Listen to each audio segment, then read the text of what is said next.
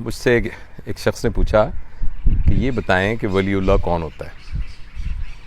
यानी वली का मतलब दोस्त, अल्लाह का दोस्त। तो यूँ तो कुरान में आयत है जिसमें वली की डेफिनेशन है और बहुत से और तरीक़ों से बताया जाता है। मुझे अपना एक पेशेंट याद आया जो कि पिछले दिनों मेरे पास आया।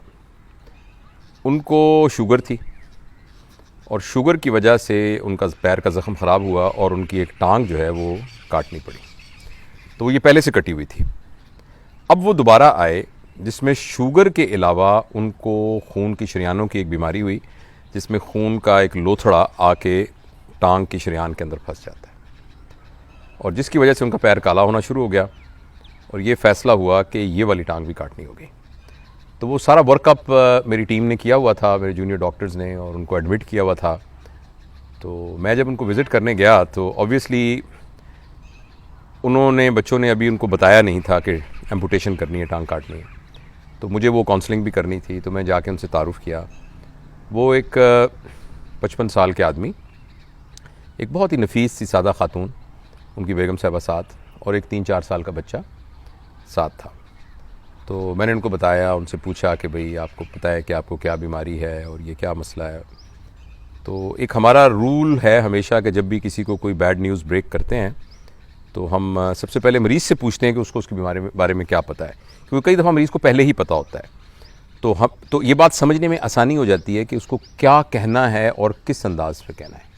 तो जब मैंने उनसे कहा तो कहने लगा, डॉक्टर साहब मुझे पता है, मैं पहले भी गुजर चुका हूँ उसमें से।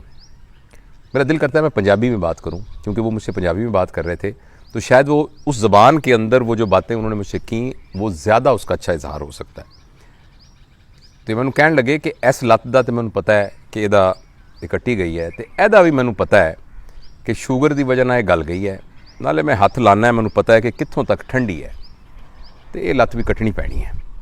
तो जिवें तुसीं मुनासब समझते हो ऑपरेशन कर दो मेरा, तो लत्त नूं कट दो। उन्होंने इतनी आसानी के साथ ये कहा।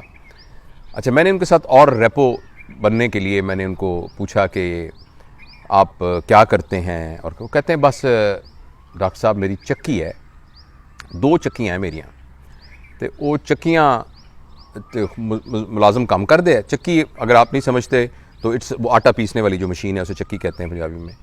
वो चक्कियाँ मेरियाँ है, तो वो चक्कियाँ चलदियाँ ने। तो मेरा वड्डा पुत्र है वो सादा दिमाग का है। तो सादा दिमाग से उनसे मुराद ये थी कि वो थोड़ा मैंटली बहुत ज़्यादा एक्टिव नहीं है। तो वो हैगा कोई 22 साल का, तो वो सादा दिमाग का, उन्होंने पता नहीं लगता। तो दूजा मेरा आ पुत्र है 3 साल का, आ बच्चा, बस होर मेरी कोई औलाद नहीं। तो वो बस मैं शीशे लवाए हुए है, उधरों परले पासों नज़र नहीं आता, इधरों आता है। तो वो मजदूर काम करते रहते, तो गुजारा होंदा रहता है। तो बाकी एनी उम्र लंघ गई, जिन्नी लंघनी सी लंघ गई, हुण थोड़ी जी उम्र रह गई है। अल्लाह का बड़ा शुक्र है, सारी जिंदगी लत्तां दे नाल तुरदे रहे हैं, भजे फिरदे रहे हैं। हुण चलो अगर लत्त नहीं भी हैगी तो कोई जो मर्जी होती मालक दी।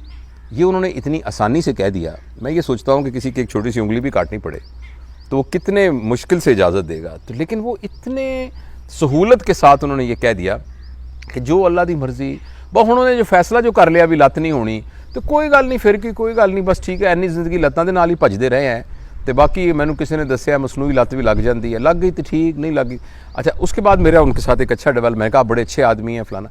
जब उनका मैं ऑपरेट करने लगा, और ये इनफैक्ट आज ही की बात है, आज ही ऑपरेशन थिएटर की बात है, मॉर्निंग में, और मैंने उनसे थोड़ी सी और बात की। वो उनको चूँकि स्पाइनल में करना था, मरीज़ जाग ही रहा होता है, तो मुझे बताने लगे कि बस डॉक्टर साहब मसला ये है कि ए दुनिया दे विच ना थोड़ी देर वास्ते सानू भेजिया भी भज नठ लो, दौड़ दूड़ लो, जो कुछ करना कर खुर लो, उस तो बाद एकदम टाइम आ जाएगा।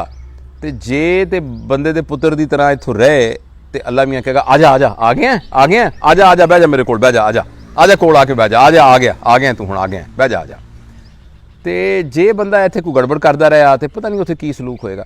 अच्छा, मैं पूछा कि तुसीं स्कूल कितना पढ़े हो? तो कहने लगे कि हाँ स्कूल मैं गया सी, 5वीं-6वीं तक पढ़ा सी। इसके अलावा और भी उन्होंने बहुत सी बातें की।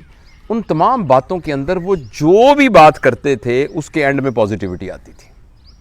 और एक ऐसा शख्स जो कि शुगर के मर्ज़ में मुब्तला और उसकी दूसरी टांग कटने जा रही है और ऑपरेशन टेबल पर बैठा हो, और वो कोई भी बात नेगेटिव ना करे, और हर बात में ही शुक्र करे। मुझे बहुत सारी बातें भूल गई हैं जो कि इतने स्पॉन्टेनियस फ़िक्रे इस 2 दिन के अंदर मैंने उनसे सुने कि जिसमें उन्होंने हमेशा पॉजिटिव बात की। मसलन उन्होंने कहा भाई जो डॉक्टर साहब मेरे को थोड़े जे पैसे हो गए तो मैं 4 दुकानां होर ले लियां।